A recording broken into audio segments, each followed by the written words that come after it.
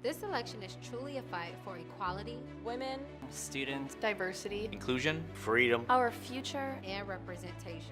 I was 18 when I voted for the first time. I was 21. The first time I voted was 18. I was 18 years old when I first voted. When I first voted, I was 23 years old. When I first voted, I was 23 years old. When I first voted, I was 18 years old. The first time I voted, I actually voted absentee ballot. I was in my first year at Northern Michigan University away at college, and I was sitting on my dorm bed, and I opened up that super official looking ballot and bubbled in Barack Obama's name.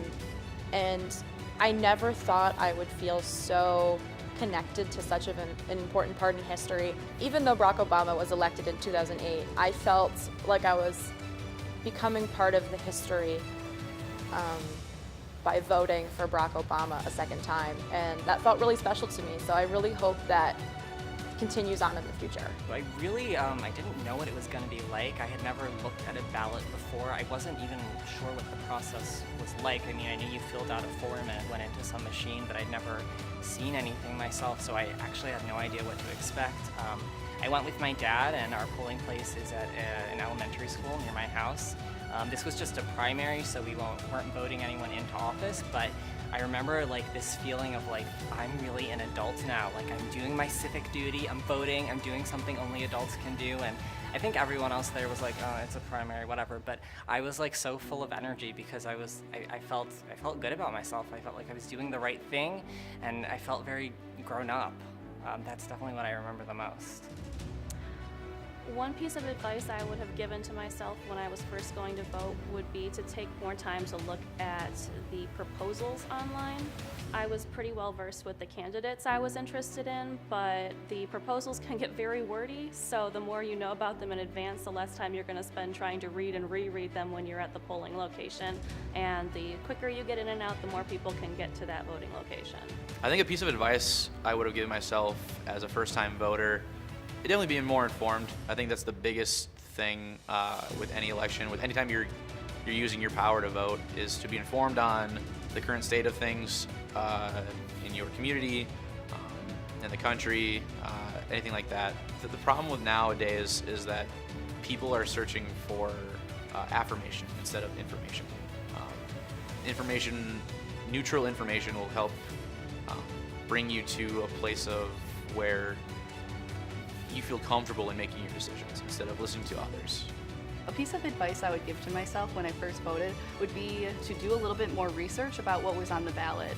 I knew the candidates I wanted to vote for, but I guess I didn't really realize how many other things were on the ballot, as in like local propositions and local ordinances that were going through. And I also didn't know everyone that was on the ballot, so I actually only filled out 2 of the bubbles because I didn't really know what else was on there. Well, if you don't vote in the election, in any election in general, not just the midterms, yeah, we usually like voting in the big national ones simply because you get to vote for president, but in the midterm ones, you get to decide, your vote helps determine who controls the House, the Congress, the Senate, and it also has props and propositions that affect you individually and affect your county and your state. So for example, in our election, we have several different props, one of them being on the legalization of marijuana. That is a big hot button issue. So if you go out, get out and vote, you have a say in that matter. If you don't do your civic duty to go out and vote, then your opinion does not matter. It's not validated. You have one obligation to do, one thing. It's like taking out the garbage. You gotta do it. Just go do it. Get out there, vote, and have your voice count. It is important to vote in this upcoming midterm election because the tone of our country has drastically changed in this past 2 years. And what we have to do is basically understand our voices in our community first. That's what midterm elections are about. You have to choose your state representatives. You have to choose the people that will represent your voice here so it can be heard in the White House. So that's why you really need to exercise your voice, your freedom, and your choice in this upcoming midterm election. Please go out and vote in the midterm election. Your vote matters.